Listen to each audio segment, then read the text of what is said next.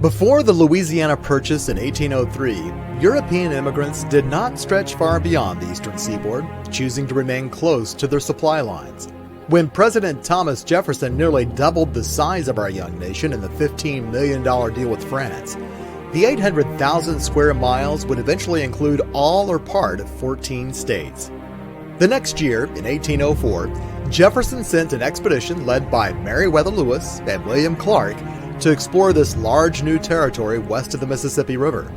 Called the Corps of Discovery, the 3-year journey produced a new understanding of the geography and resources of the western part of the continent. Despite some continuous push westward, it was not until the conclusion of the War of 1812 that the westward movement became significant.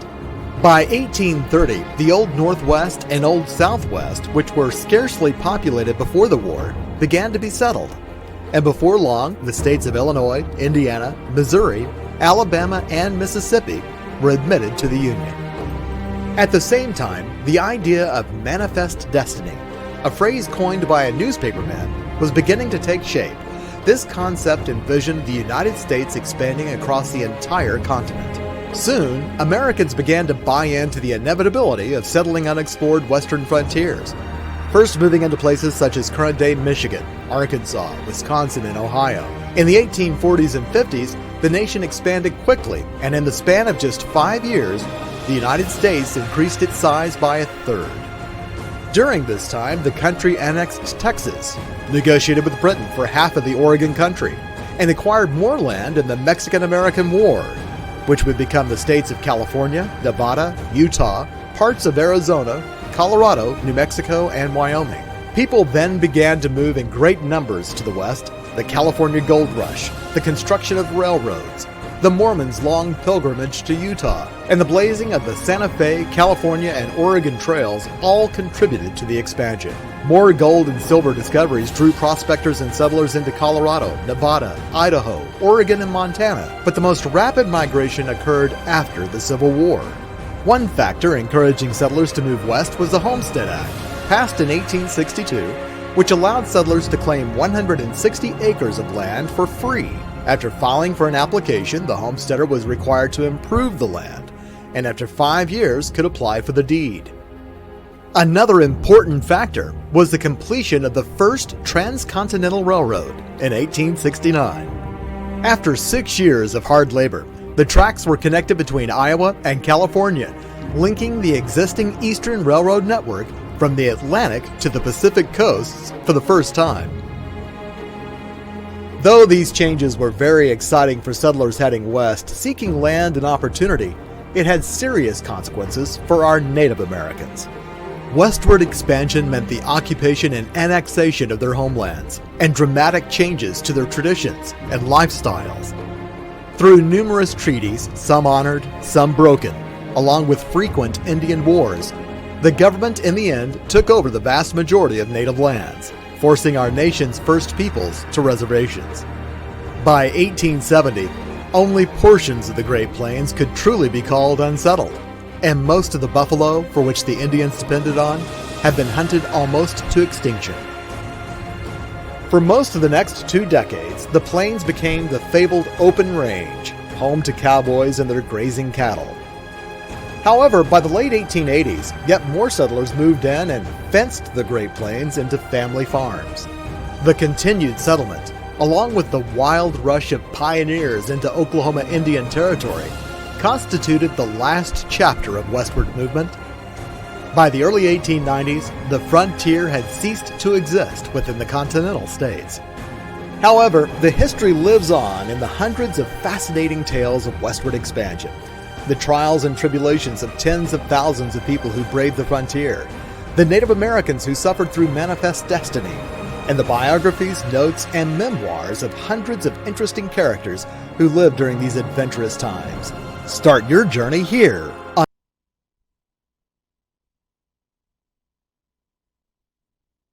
All right, all right. Good morning. Welcome to another episode of Living Proof Podcast. This is episode 16, right? I lost track. I've done this so many already. I done lost track. But yeah, so today's topic is gonna be manifest destiny, right? We're gonna get a little bit deeper than just manifest destiny, though. We're gonna look at the psychological aspect of what it is. Um, what was the concept, the psychological and the philosophical concept behind the forming of America itself, right? One of the things I wanted to ask the viewers today is, what does being American mean to you?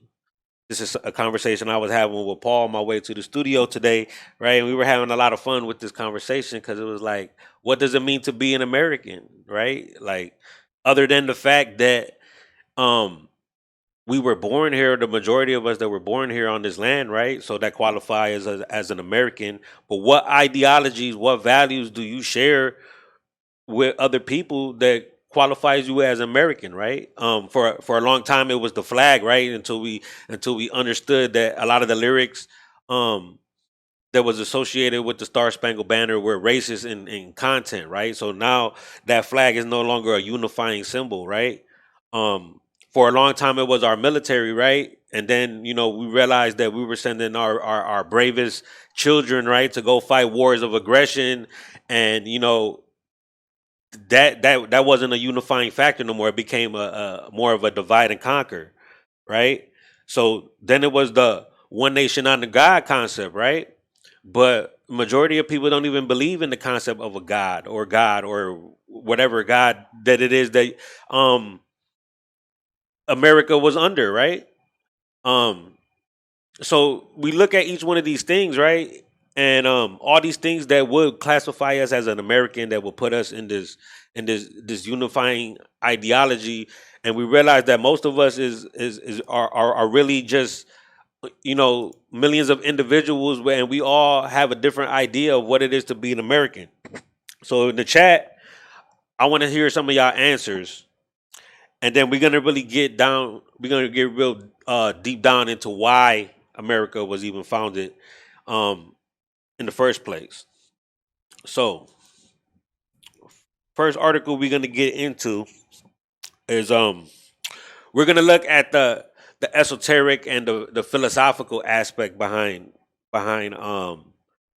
America's creation, right? Because for a lot of us, we grow up reading these stories in the history books, right? And we only get the the mainstream historical version of why something was comes from.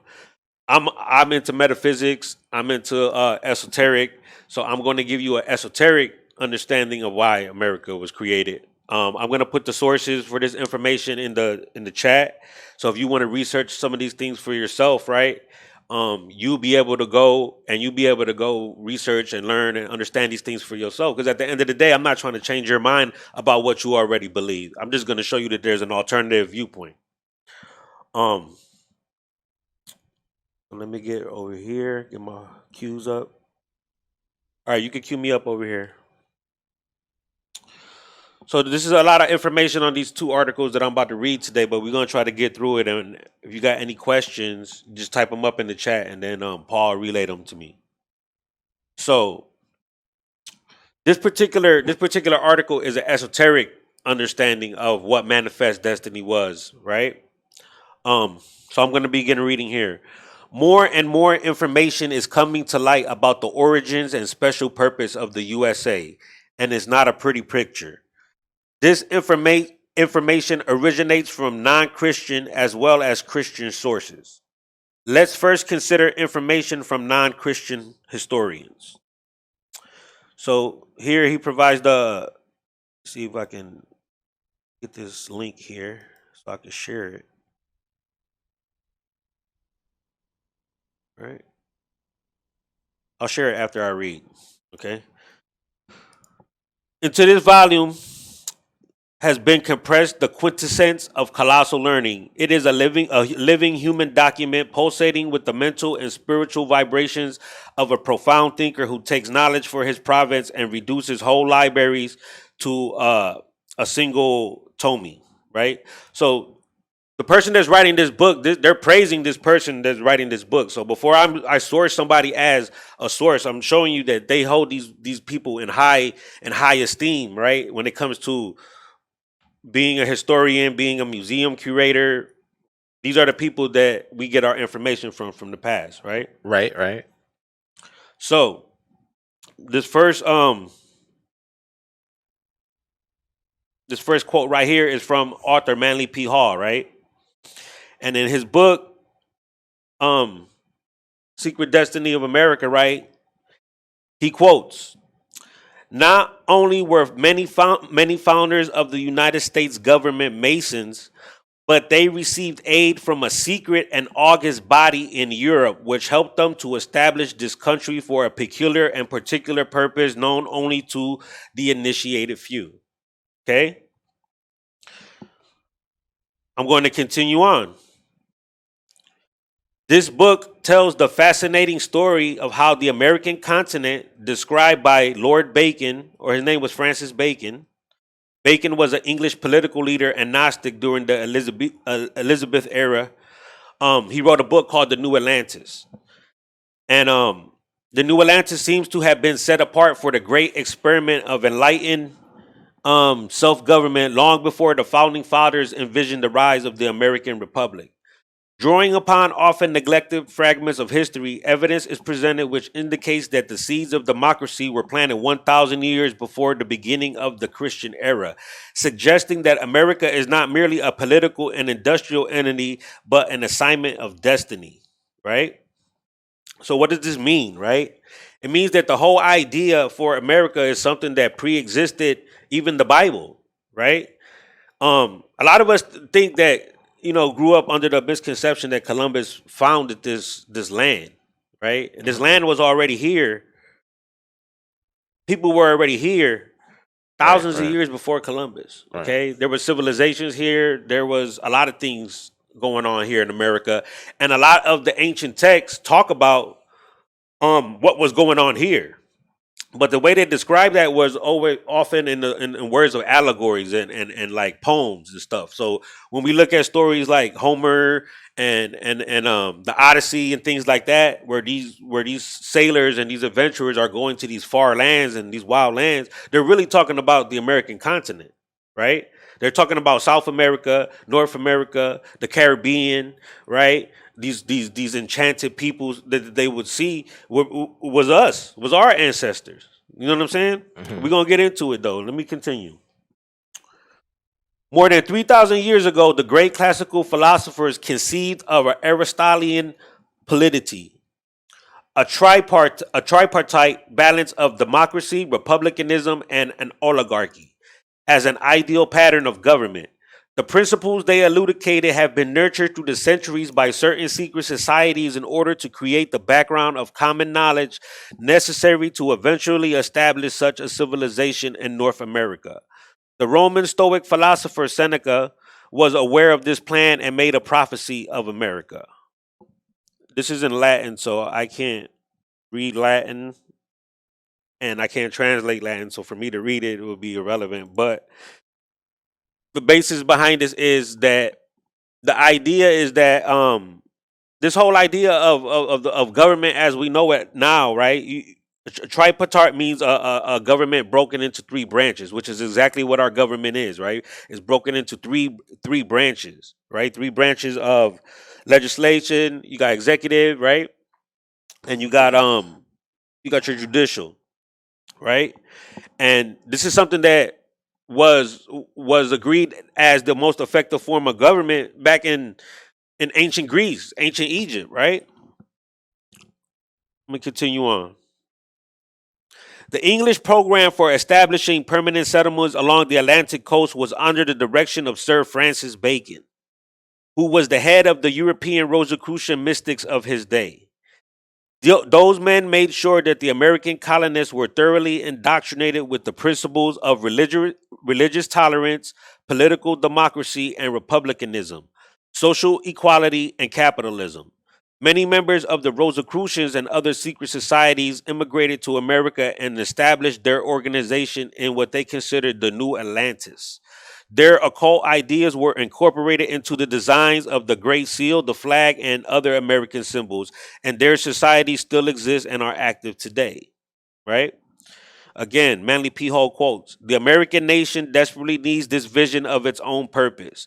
America's true destiny will remain a secret as long as great masses of people have no knowledge whatsoever that enlightened humanitarians through thousands of years have in their own and succeeding generations remain united on the high purpose of eventually instituting democratic rule throughout the entire world.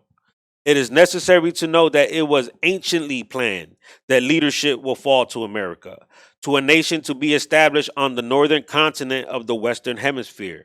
Long before Columbus, they were aware of the existence of the Western Hemisphere and selected it to be the site of this philosophic empire. The American continent was set apart for establishing here a great democratic nation, centuries before the founding fathers and colonists envisioned the Union." Okay? So this whole idea of America, again, it was a plan. It was planned, right? The whole idea of building America was planned. This is why America is the country that it is, right? It is this country that, is a contradiction, right? You got somebody in the chat? The screen, yes. Oh, we got the Latin translation. All right, cool. So this Latin translation right here that I highlight this screen over here first so I can show them what the translation is. Right? And we actually gonna show it here now. Now you can see what's the translation for this particular verse is. In later years, a time will come when Oceanus shall relax his bars and a vast territory shall appear. And Typhus shall discover new worlds, and Thule shall be no longer the remotest spot on earth. This was the discoverer Seneca predicting the discovery of the new world. So that's what the Latin translation means right there. That's pretty cool. I didn't even know they had that. So yeah, this concept of America was something that was planned years and thousands of years in advance, right? So the whole idea that Columbus came over here, or that the concept with the 1618 that they teach y'all in school is like a half truth, like a quarter truth, right? I'm gonna do a separate a separate show about the slave trade. So I'm not gonna get really too much into that particular aspect. But people of color already existed here in the North American continent, South American continent. So the whole idea that the first African Americans that came to this continent came on slave ships is false, and we're gonna get into that. I'm gonna do a show about that in itself because that needs its own show. But to continue on with Francis Bacon and these European settlers that came here, you got to understand back in these times, the monarchies had a lot of power in Europe, right? And a lot of people weren't going to accept these neoliberal agendas that they had going on in Europe at the time, right? This is what led to the French Revolution, right? They wanted to topple the monarchy. England didn't want this. A monarchy still exists in England to this day, right? And they do this by the word I want to use is like what's the word that I want to use here, Paul? When you excommunicate, is it excommunicate? When you like send something away because you don't want it. Exile. Exile, right? They exiled a lot of these occultists and a lot of these people that practice this this different form of philosophy, right? So the whole idea was to bring this philosophy to the New World, where it was already planned for it to be this kind of country anyway, right? The super free, everybody could do whatever you want, you could worship whatever, you could do whatever you want to do, right? So in 1627, Sir Francis Bacon, this is from his novel, The New Atlantis. It is a story of a crew of shipwrecked sailors who land upon the shores of a mysterious unknown nation, whose people had developed a culture and technology far beyond anything previously known. Amazingly prophetic, it spoke of buildings a half a mile tall, machines that flew through the air, ships that traveled beneath the sea, and a government of philosopher scientists serving an enlightened people who were dedicated to learning and higher achievement. The book New Atlantis was Bacon's vision for a new golden age, and it became the inspiration for many influential American colonists, including several of Bacon's descendants who settled in Virginia after its publication.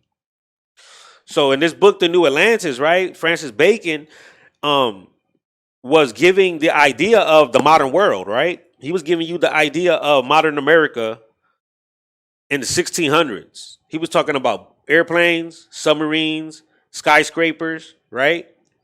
Because these people already had this idea of what the future was going to be. It's kind of like a self-fulfilling prophecy, right? Kind of like the Bible, right? If I tell you something is going to happen in 500 years, I write this story. Let's say I write this story in the year one. And I say in the year 50, a great flood is going to happen, right? My people are in positions of power for these 50 years until year 50 comes. I can ensure that a flood happens in year 50 if I'm in a position of power. Yeah. Hey. What does that do, right? That reinforces the original prophecy that I gave, right? It reinforces the original storyline, the narrative that I put out there. Hey, this is what's going to happen, and then I made it happen. So this is what we see happening with this idea of America. This was something that they were talking about for thousands of years, and it manifested, right? They spoke it into existence. Right. Bacon is the one that translated the King James Bible. Written it into existence. Even though it's spoken, but it still got written. Right? This guy, Francis Bacon, is the guy that translated the King James Bible. The King James Bible that a lot of Christians hold in high regard was translated by an occultist, a mystic, a member of a secret society. Right? And this is why the King James Bible only has 66 books. The original Bible has way more than 66 books. But 66 is an occult number. You understand? This is how they influence almost every aspect of our lives, right? We're gonna get into this. Bacon, who many historians consider to be the true father of modern democracy and founder of America, was an avid student of ancient wisdom, joining many secret societies during his lifetime. In his youth, he became a member of the Order of the Helmet, a group that worshipped the goddess as Pallas Athena, the Greek goddess of truth and wisdom. It is this goddess whose 19.5-foot tall bronze and platinum form now stands atop the Capitol building gazing eastward as the Statue of Freedom in Washington, D.C. Bacon eventually became Grand Master of the Rosicrucian Order. This all knowledge was alluded to on the title page of the first edition of his book, The New Atlantis, with a depiction of Father Time escorting a female figure out of the darkness of a cave, coming forth into the light of day. Underneath this engraving was the inscription, "In time, the truth shall be revealed." Right? So again, remember how I talked about how language is heavily influenced, as a heavy influence on how our reality is used to, is socially engineered. Well, guess who's responsible for the manufacture of the English language? Francis Bacon. Okay? So now you got somebody that's influencing government. You got somebody that's influencing religion by a direct translation of Christian doctrine, right? Now he's influencing linguistics, how we speak to each other, what words we have in our dictionaries. So he's forming the system of the world that we live in now 300, 400 years ago. You understand? Yeah. And then even before him, right, because it says here he was a avid student of ancient wisdom, right? That means that he's just taking ideas that was already promulgated for thousands of years, most notably Plato, right? Because Plato's idea of the ideal society is a caste system that revolves on elites governing the less fortunate, and that only people of equal social status should elope and have children, right? And only people of a certain intellectual capacity should be allowed to be, right? It doesn't promote the intellectual capacity, the intellectual advancement of everyone. Only a select few. And this is the same concept that Bacon promoted with his idea of the New World, right? Because for a lot of occultists, they believe that America is a manifestation of Atlantis. Atlantis is a mythical interpretation of what the New World is, right? Let's continue on. All right. In his book, The Secret Destiny of America, Manly Palmer Hall wrote, "The New Atlantis was completed, but never actually published in its full form because it revealed too much. The final unpublished chapters revealed the entire pattern secret societies have been working on for thousands of years to achieve the ideal commonwealth in the political world. These unpublished chapters provided comprehensive details for the unfolding of a new order of the ages, including a complete timetable for the transitional period leading into the new millennium.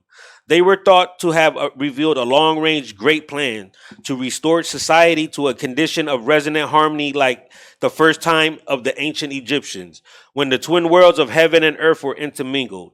The missing chapters were brought to America in 1653 by Nathaniel Bacon, Sir Francis Bacon's descendant, and deposited along with other secret documents in a great vault in the town of Williamsburg, the capital of Virginia at the time."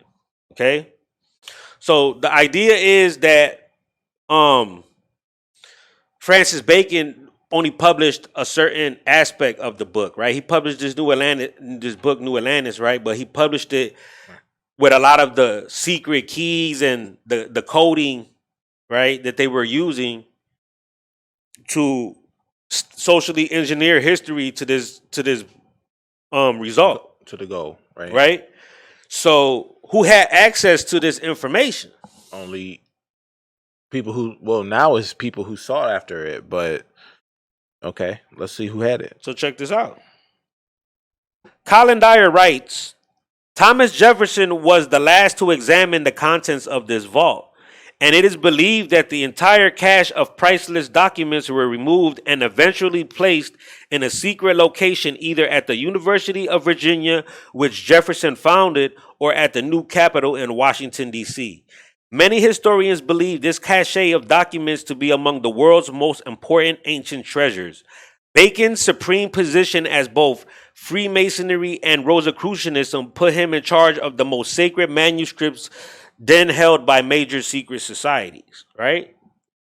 So this guy is very prominent member of these secret institutions, right? Means that he got access to a lot of secret information, but he's also very prominent in the formation of the country that we currently live in, right? So if I tell you that the history of America is specifically rooted in occultism, I'm not talking out of my ass. You know what I'm saying? I could prove this, right?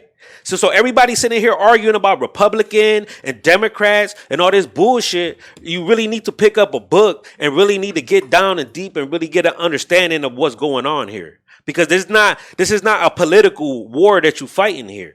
It's a philosophical war, right? It's a spiritual war that you're fighting. And the fact that y'all can't seem to understand this is the reason why y'all always in y'all feelings about things outside of your control. Let me continue on. Of all the founding fathers of America, right, none were more enigmatic than Thomas Jefferson.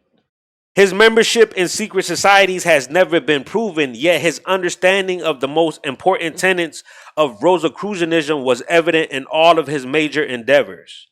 His proudest accomplishment was the founding of the University of Virginia, which was based on the Rosicrucian concept of the invisible college.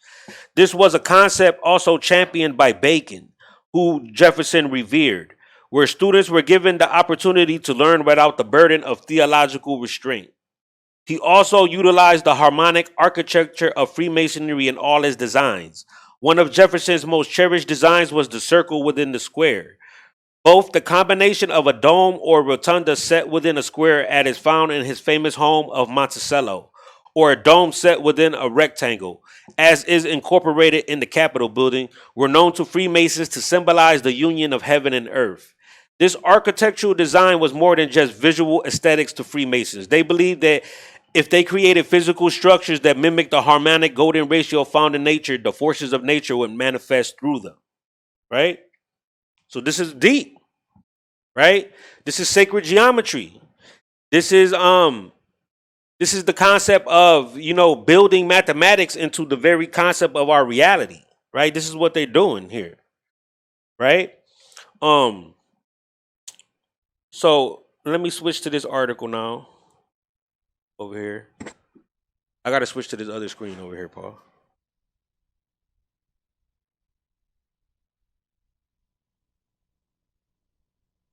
Because now we're going to get into the actual books themselves, right? We're going to get it straight out of the horse's mouth, right? We're going to look at what was this philosophical viewpoint that America was founded on. So in this first section right here is called The Origin of the Democratic Ideal, right? And what does the writer say about the origin of the democratic ideal? World democracy was the secret dream of the great classical philosophers. Thousands of years before Columbus, they were aware of the existence of our Western Hemisphere and selected it to be the site of the philosophic empire. The brilliant plan of the ancients has survived to our time, and it will continue to function until the great work is accomplished. The American nation desperately needs a vision of its own purpose, right? And you can see, like, here some of the symbols that they use. I don't even know if I could zoom in on this shit. I don't have permission to right click. All right. Never mind. It ain't going to let me zoom in because it says I can't right click. But, now we getting into philosophy and things like this, right? Why do you feel you're an American? I want to know why people feel they are American, right? Because the whole concept of America, when you really break it down, really doesn't have no basis on anything that's unifying us together, right? I'm not part of a secret society. Even the people that I do know about, that do know about this or are members, the majority of them that I do know, they don't really know about any of this. You know what I'm saying? This is a secret to them too. You know what I'm saying? So I'm going to do a little bit of reading here. This is heavy reading. So, if you really dunce and you really don't have a good understanding of the English language, some of this might not make sense to you. But, I can't keep spoon feeding people, high school level topics. Eventually, we're going to get deeper and deeper and deeper. So I'm going to start reading here. America cannot refuse to challenge the leadership in the post-world world. Mere physical reconstruction of ravaged countries and the reorganization of political, economic, and social systems is the lesser task we will face. The larger problem and the great challenge is in how to set up a new order of world ethics firmly established on a foundation of democratic idealism, right? Experts in various fields have already submitted programs designed to meet the needs of those nations whose way of life has been disrupted by war. But with the failing common to specially trained minds, right? With the key emphasis on specially trained minds, right? These planners inclined to think mostly in terms of their own particular interests, okay? I'm going to repeat that. These planners, right? What is a planner? What does a wedding planner do? What does a party planner do? They plan the whole concept of what your party is going to be, right? What your wedding is going to be, what your event is going to be. This is what we have in modern government. We have people that plan how our years are going to go, right? So just to put this in perspective, 2020 is a year that's been full of chaos and full of nonsense, right? This year was planned. I don't know if that makes sense to you. It might sound crazy, but I don't care because I could prove this. Right? I could prove this. This year was planned just like any of the majority of the major events in our life that we witnessed as people. 9/11, World War II, World War I. These events were pre-planned events because they were going to lead the world to a certain result. You understand? Yeah. If I want the world to go a certain way, I have to put the plan of action into motion. People can't seem to understand this. They think that these things are just happening naturally and organically. Well, it's probably just because the history is too fresh. Like, people really don't find stuff out that happened until 500 years after it happened. And people don't even then, that history is what it is that people so don't want fresh to believe that their world is not really organic. They want to believe in this concept that that it's mechanic instead of organic. It's God's will, right? Do people believe that? Oh, I'm just this is God's will. This is what it is, right? But it's not what it is. You got to understand that the majority of our history has been manipulated by the hands of man, not by any spiritual or divine entities. Right now, this doesn't disprove the concept of a divine entity. All I'm saying is that if we was to believe in the concept of God, you really think God got time to be jealous of you, of how you feeling? You think he got time to worry about the $20 you put in the church basket? You know what I'm saying? You really think he got time to worry about if you eat in a certain meal? Those are human qualities that we attach to the concept of what God is. You know what I'm saying? So now we look at God, right, as being like a human, having human issues, having human qualities, right? And this is why we so disconnected with the concept of religion, because it's almost like we're talking about a man, right? Now, I just told you this man, Francis Bacon, right, in charge of organizing the English language, right, organizing the King James Bible, right, that a lot of people hold in high esteem, right? And he's also in charge of forming the first philosophical pretext of our democratic government that a lot of y'all are willing to argue with your friends for hours and hours about, not understanding that both of y'all sound stupid. If you subscribe to any political paradigm, right, you sound completely uneducated as to what the nature of reality is. There ain't no beating around the bush with this, okay? Because I've been saying this for years.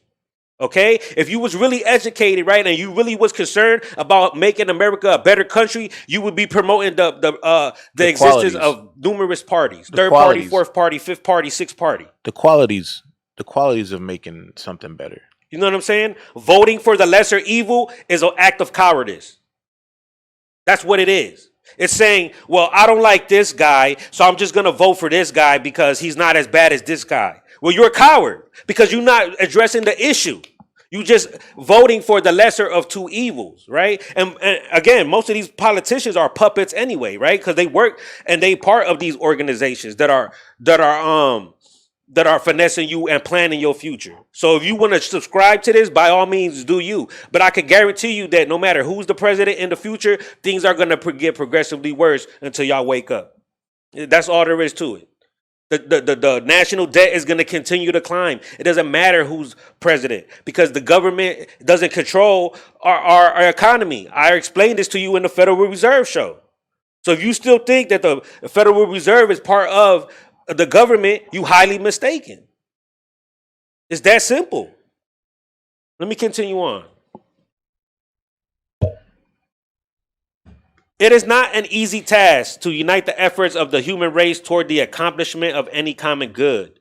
Mankind in the majority is selfish, provincial in attitude, and concerned primarily with personal success and acquiring creature comfort. It will not be possible to build an enduring peace until the average man has been convinced that personal selfishness is detrimental to personal happiness and personal success. It must be shown that self-seeking has gone out of fashion and that the world is moving to a larger conception of living, right? The post-war planners have more of idealism planned into their programs than ever before been expressed in the problem of the relationships of nations. But it is still not enough. A clear and complete statement of a world purpose is required. A world dream great enough to inspire unity of world of effort, right?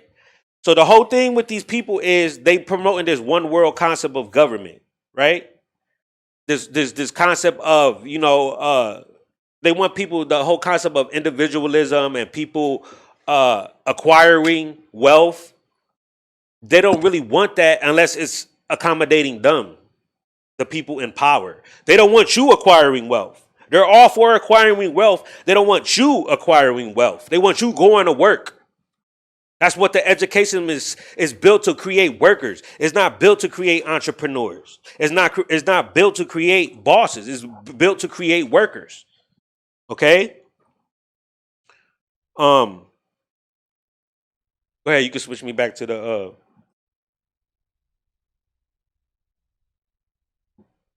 The recognition is long overdue that we oversimplify the problem of world peace when we think that the process is one of the breaking the task down for examination of its materialistic parts and then hopefully devising an applicable remedy for each of these.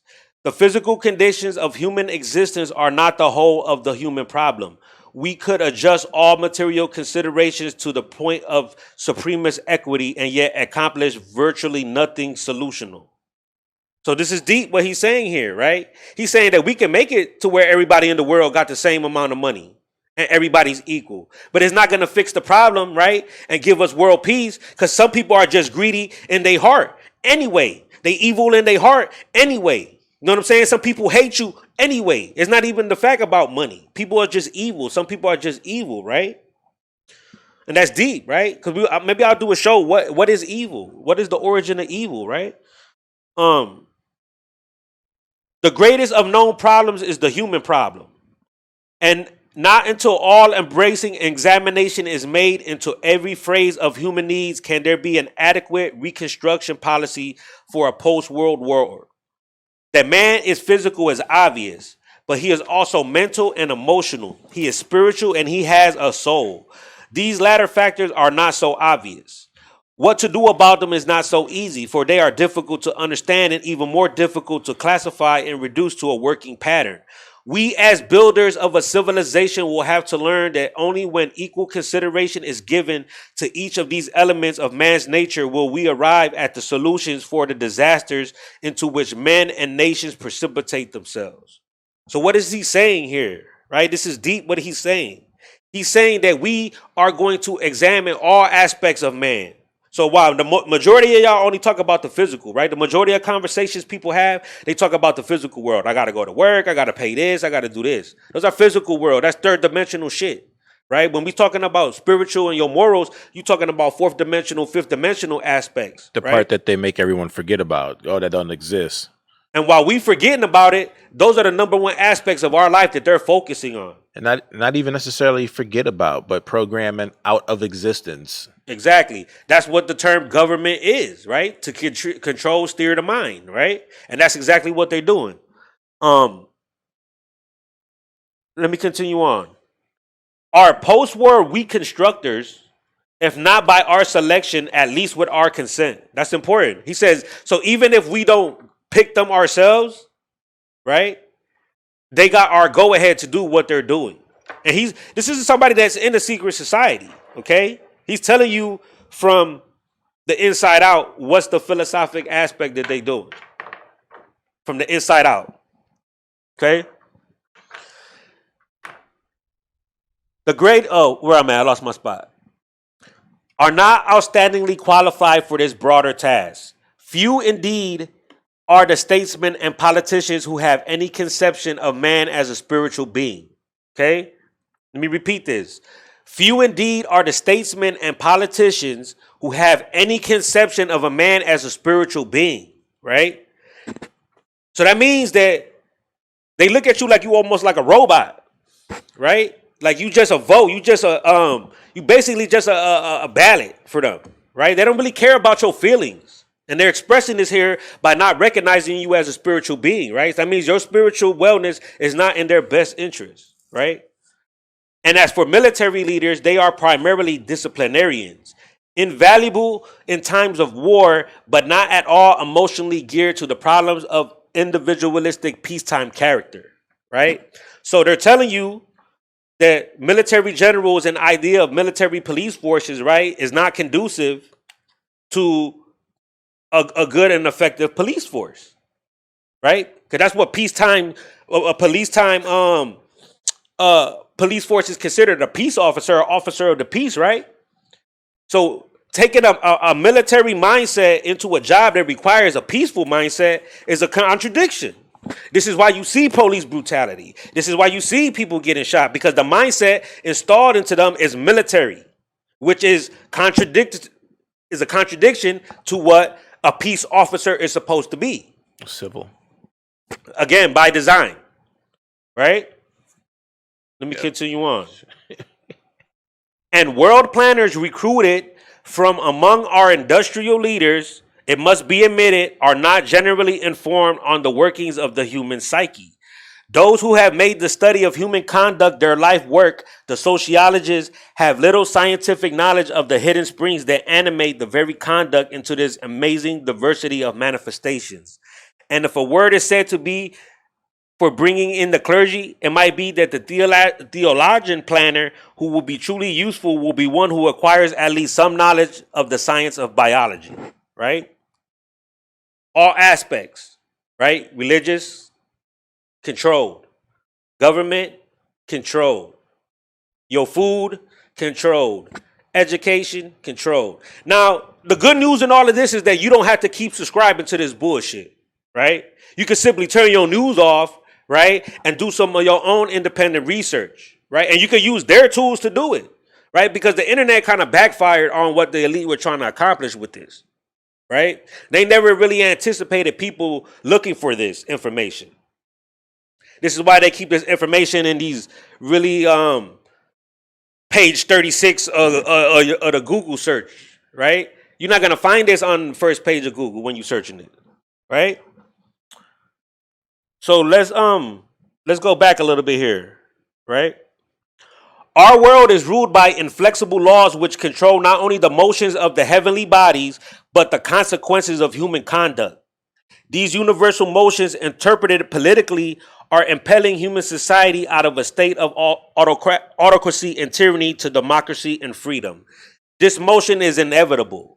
For the growth of humans is a gradual development of mind over matter, and the motion itself represents the natural and reasonable unfoldment of the potentials within human character. Right? So they telling you right now that this is inevitable, right? This is what we doing is going to happen because it just was going to happen. So the concept of America, right, and this whole expansion westward, they viewed it as something that was inevitable. It was going to happen because it was going to happen. And there was nothing that nobody was going to be able to do about it because the people behind this are so spiritually and so morally advanced, right? And according to them, that this is something that they can't be stopped, right? So I'm going to stop right there for today, and then I'm going to finish up on my next show because we're going to go back into ancient Egypt, right? And we're going to talk about how we got here, because in order to do this show, I really have to get all this information out, a lot of information. So I'm gonna wind up doing 2 shows about this. So Thursday show, I'm gonna get into this. I'm gonna finish this off because I got a lot of information about ancient Greece, ancient Egypt, right? How all of this came from those people, right? And then it was passed down through bloodlines and generations over the years through these organizations and these secret societies. They passed down these ideals that they carried all the way down to the modern times, right? So with that being said, I'm interested I'm gonna leave the chat open for like the last 5 minutes, but I'm interested. Look, what does being an American mean to you? What is an American? What is that? I'm interested to see the answers that I get, because I really can't nail it on the head other than the fact that somebody that's born on American soil, right? So what principles identify? Is it football? Is it the cheeseburger, right? Is it baseball? What identifies you as an American? Is it the fact that you speak English, a bastard language, right? A created language, because it's not a natural language. So what is American? I'm gonna leave that question out there. We moving fast now with the shows, and we getting really into like a lot of deep philosophical shit on this one. This dude Francis Bacon was a member of numerous secret societies, and I'll do a show about secret societies in themselves and what are they. But you got to understand that these things exist, and a lot of people got the big misconception about what a conspiracy theory is, and this ain't a conspiracy theory. This is conspiracy fact. You know what I'm saying? Hey, And got all the information. It's kind of like, it's depressing, man. Sometimes watching y'all argue about this political bullshit, man, like, and go vote and all this. If your popular vote was enough to determine who was the right and wrong person for the president, right? The electoral college wouldn't be necessary. They gave y'all this bullshit concept that, well, it's because we don't want certain population sectors to overpower, right? But you already getting dominated by the mass. The mass already dominate in this political system, right? Is mass rule. It's not sound rule, right? I told you in like the second episode that 66% of Congress is in the top 1% of the economy. Where's your representation in Congress? Where is your representation in Congress? Who represents you? What politician represents you? Put a name on it. Right now on the show, type in what politician represents your ideology and your moral values. Biden represents you? Put a name on it then. Say, Biden represents me. I stand with Biden. Say that then. Right? Say that everything that Biden do, like kissing little kids and doing shit, is something that I identify with, so I can punch you in your face when I see you. Or Trump, right? You like sexually attracted to your daughter? Then say that I stand with Trump and I'm sexually attracted. His principles identify with me, so I can punch you in your shit when I see you. Put a name on it. Nobody want to do that. Right. Nobody does that. They be like, oh, I'm Democrat, but I know this guy's not really the one. But fuck out of here, bro. That shit is over with. Because I'm telling you who the people really in control. So you sitting there arguing about somebody that's not even in power. You feel me? And it's frustrating, man, because it's like, we grown already. You should have access to this information. You should know what's going on. You should know what's going on. There's no excuse for not knowing what's going on. I grew up in the ghetto, bro. I didn't go to Harvard. I didn't go do none of that. I said, you know what? Hold on. Something ain't right, right? Because discernment, right? And you're able to look and see what's going on, like something ain't right here. And then I went down the rabbit hole. I went and looked at the information that people were scared to look at, and I was like, damn, they doing all this? And I still didn't believe it. I said, I got to go back even more. I got to go back even deeper, right? And then when you get to the nitty gritty, right? You like, oh, okay, this is what they doing, right? This is what they doing. Slavery was by design, right? Yeah, all of this was by design. And y'all got to understand that there's people at the very top that sit there, and this book was written before the internet. This is a pre-internet book. Most of the information that I use is pre-internet. 1700s, 1600s, they was already writing this shit down to finesse you. In 2020, they already had a plan. You was still a sperm in your daddy's balls, and these dudes was already writing a story, right? To have you finesse, because they already knew the direction that history was gonna go. It's his story. It's his story. I want to thank y'all for tuning in today, man. You know, I'm real passionate about this particular subject, man, because this is what it is. You know what I'm saying? This is what it is. You got to understand that there is, we're going to get even deeper. The next show, I'm going to get even deeper. I left a lot of information out specifically so I can have something to talk about the next show, because this is a topic that I really want to get into. But, you know, turn the news off. The news got y'all out here sounding like some real live idiots, man. And it's sad, man, because a lot of y'all people got really good hearts. You know what I'm saying? I know I got a lot of friends. They got a lot of really, you know, they got good intentions, man. But they invest so much energy into this bullshit, man. And it's like, I mean, what is an American? Like, let's get that out the way, right? Let's get what it is American. You calling yourself a Republican? What's a Republican then? What's a Democrat? Right? What are these things? The chat line gonna be open even after I'm off the air. So leave the chat line open, because I'm interested to see what answers people have, man. You know, hey, my joke in the car was, "You're American. Well, what are you American of?" Because there's got to be some sort of subcategory of just being American. It's crazy, man. You know, what's your heritage and bloodline? What's your family? Where you from? It's crazy. That's crazy. Funny, right? What you American of? What you American? I'm just American. No, I'm American, but what does that mean though? You know what I'm saying? And I'll be telling people like, you a Republican, you a Democrat. What does that mean to you? You know what I'm saying? I like guns. I like guns because they keep me safe from bad people. It don't got shit to do with politics, right? I don't want to control what a woman does with his body, because I'm a man and I'm not a woman. So what a woman does with her body is none of my business. That shit don't got nothing to do with politics. You understand? if I get my money, if I work and I want my money, right? I don't want to pay a lot of taxes. That shit don't got nothing to do with politics. It should be common sense. Y'all politicize everything. Y'all make everything into a political, and this is why all that, it loses substance and it loses value, man. You understand? And it's crazy. It's crazy. But with that being said, I thank everybody for tuning in today. This is just a part one. So if you feel like I left some information out in the air, I did. You know what I'm saying? I'm gonna finish this up in the part two of this show, because then we're gonna go back how this idea of a democratic nation originated in ancient Egypt and was passed through the Greeks and was passed down through generation through these secret societies, through their mystery schools, and manifested to what they are now in modern America. So with that being said, I want to thank y'all for coming out. Show some love. Cash App's there, you know what I'm saying?